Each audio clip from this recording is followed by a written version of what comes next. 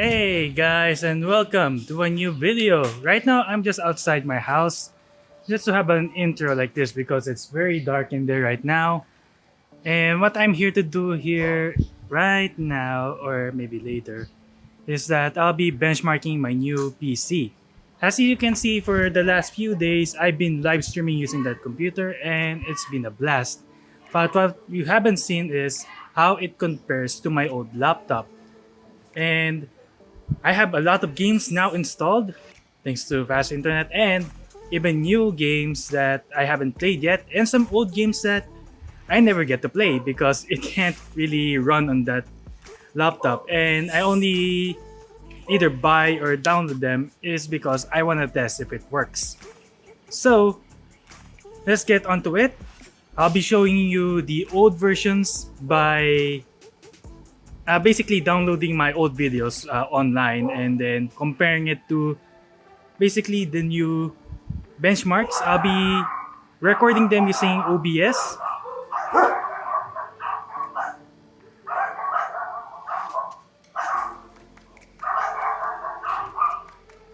Wow, it's really loud.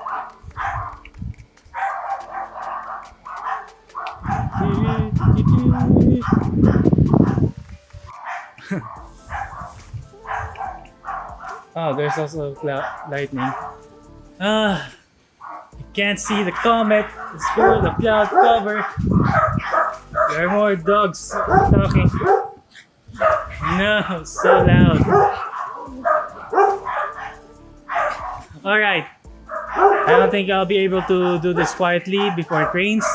So we'll just get into it and oh wow, it's getting loud outside. Okay. So right now we'll be doing a benchmarking. I'll be using OBS to record. We'll have some minor negatives, but I don't think it will care much as it will be using a different encoder. So let's get to it and do some benchmarks.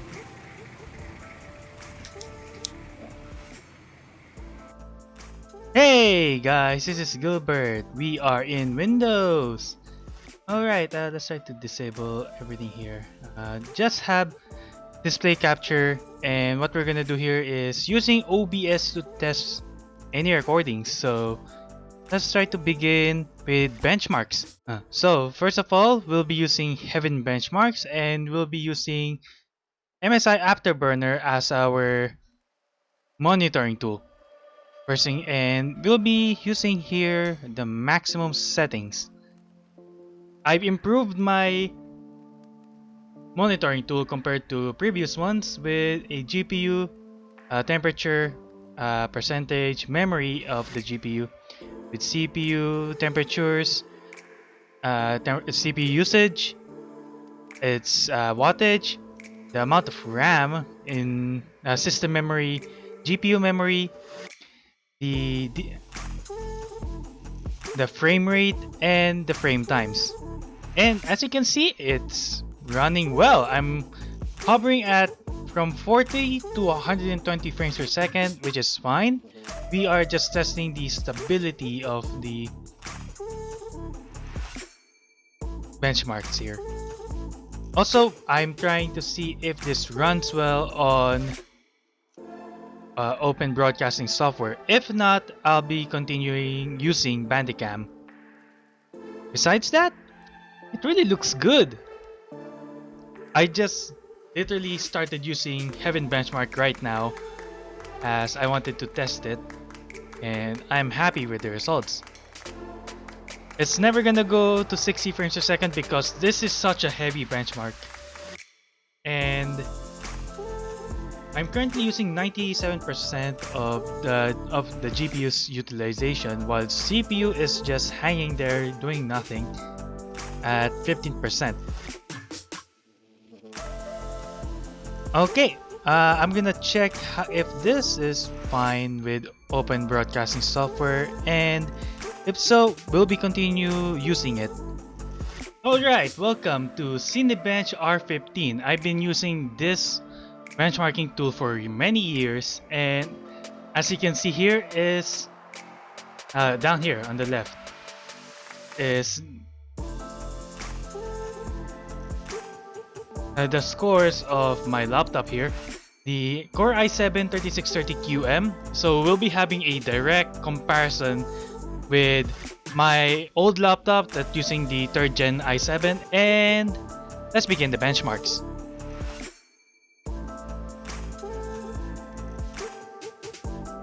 Oh god, wow, that's fast! Oh my god! Woo! Let's do this!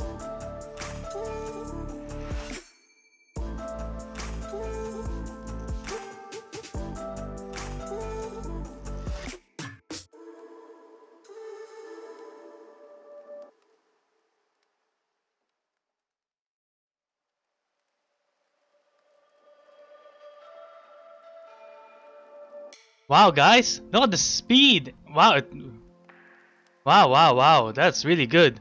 Look at that! It's number 2.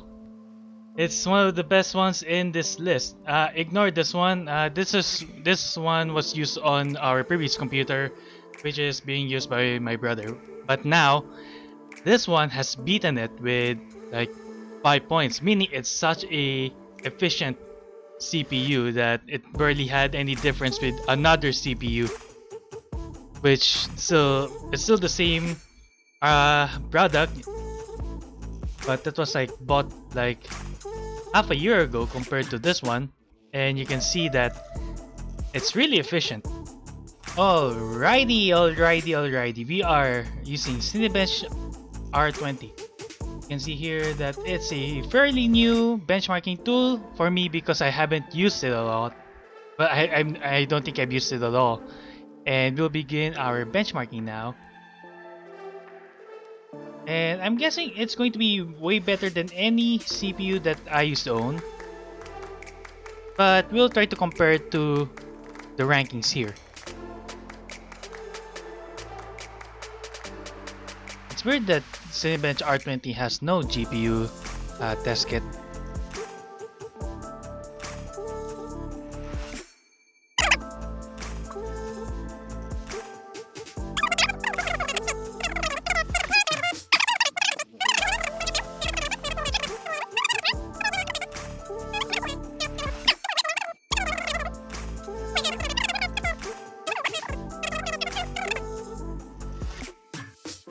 Alright, we are done, and let's see, we are at 7th place as it has beaten the Core i7-77K. Nice! That's a good purchase. It's even better than the 6700 HQ. HQ is a mobile processor, and it's better than anything else Intel below that. The only thing that has beaten us is Intel Xeons, Threadrippers, and a higher end AMD Ryzen, the 1700X. Yeah, that's good. Okay, before we would benchmark some games, I'm gonna be trying this new Unigine benchmark. It's called the Superposition Benchmark, and I've never used this before because I don't think it was compatible to the laptop. I wanna see how it runs. Looks good. Oh, it has a game version as well, but we'll be doing the benchmark, and I don't know what happens. So let's get to it. Wow. Okay, we'll be using the benchmarking tool it's currently using. Let's see, graphics is using 1800. Wow, it's using a higher core clock. Memory is the same as 4000 megahertz. Temperature is at a steady 50 to 60 degrees Celsius. Utilization 98%.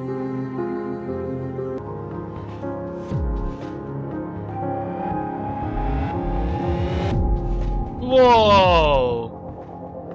Well, it must be using like physics now. That should be heavy. Yeah, it's using physics now. So this should be heavy on the CPU. Besides that, wow, there's as much as 5 million triangles. Oh wow, this is going to be very useful.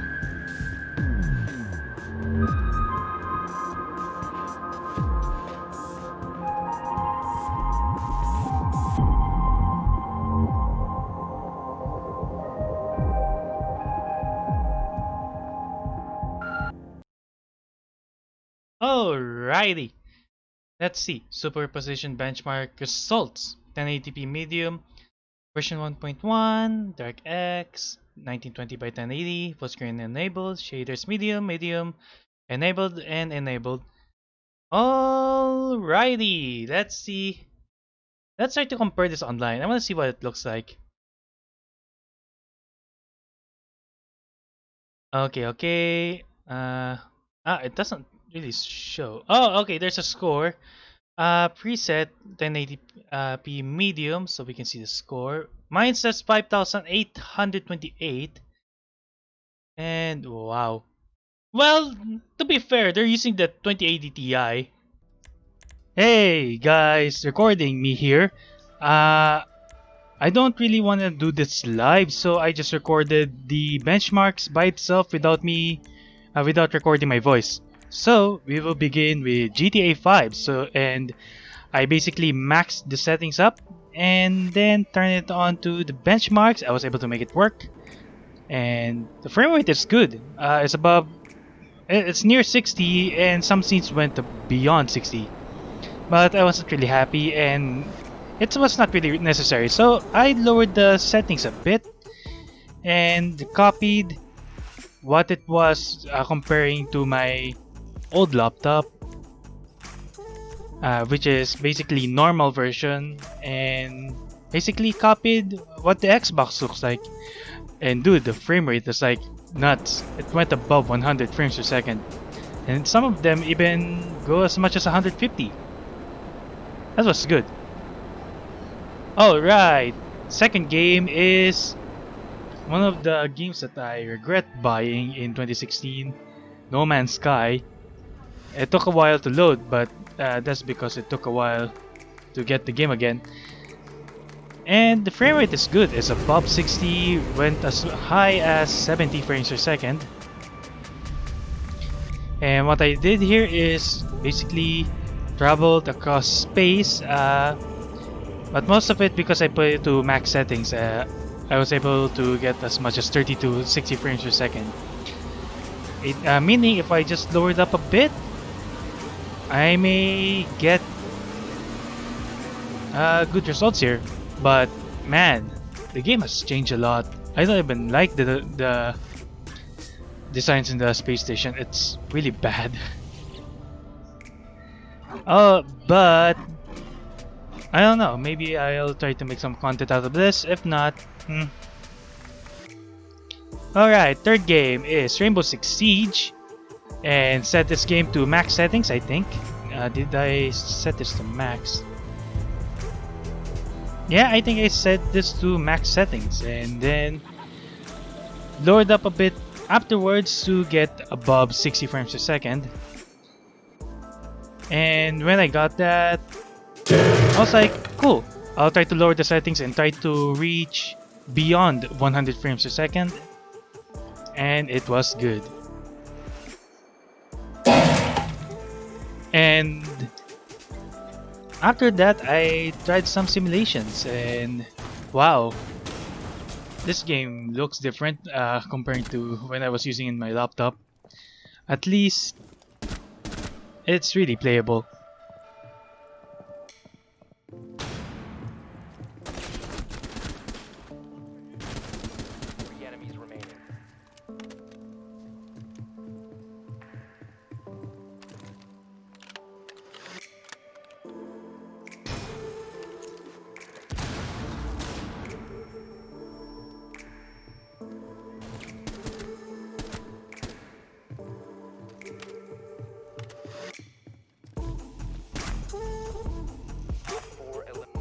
Next game, it's called Middle-earth: Shadow of Mordor.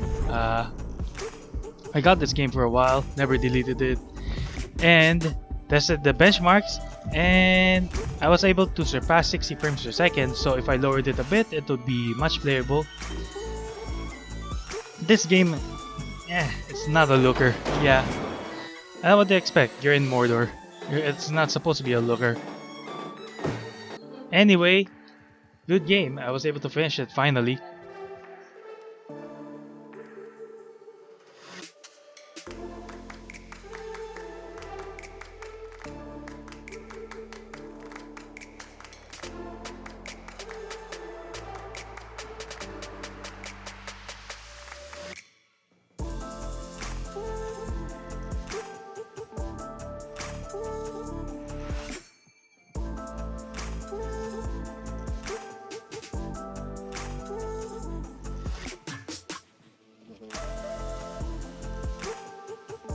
And last one in the basically the latest one in terms of this benchmarking series, Halo Reach.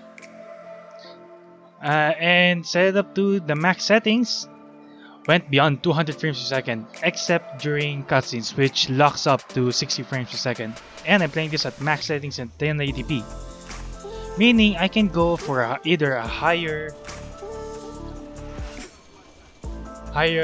resolution or just stick to the higher frame rate, and I picked the higher frame rate.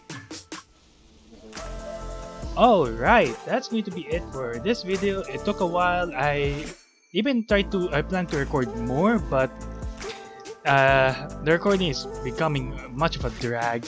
I tried Destiny 2, it failed. Maybe because it's Destiny 2's fault. I wanted to try to record CSGO, but I didn't really have time for that. Even Valorant, I didn't have time for that. But I already played them recently. CSGO with above 200 frames per second on the settings that I want. And Valorant, it just goes wherever, above 100 frames per second always. So, that's going to be it for this benchmark. This is Gilbert. I hope you leave a like, subscribe to the channel. I'll be doing more live streams. Also, I realized that 87% of all of my viewers are not subscribers, so please subscribe to the channel. It helps a lot, and you'll get better content out of it. And as always, I'll see you next time. Goodbye.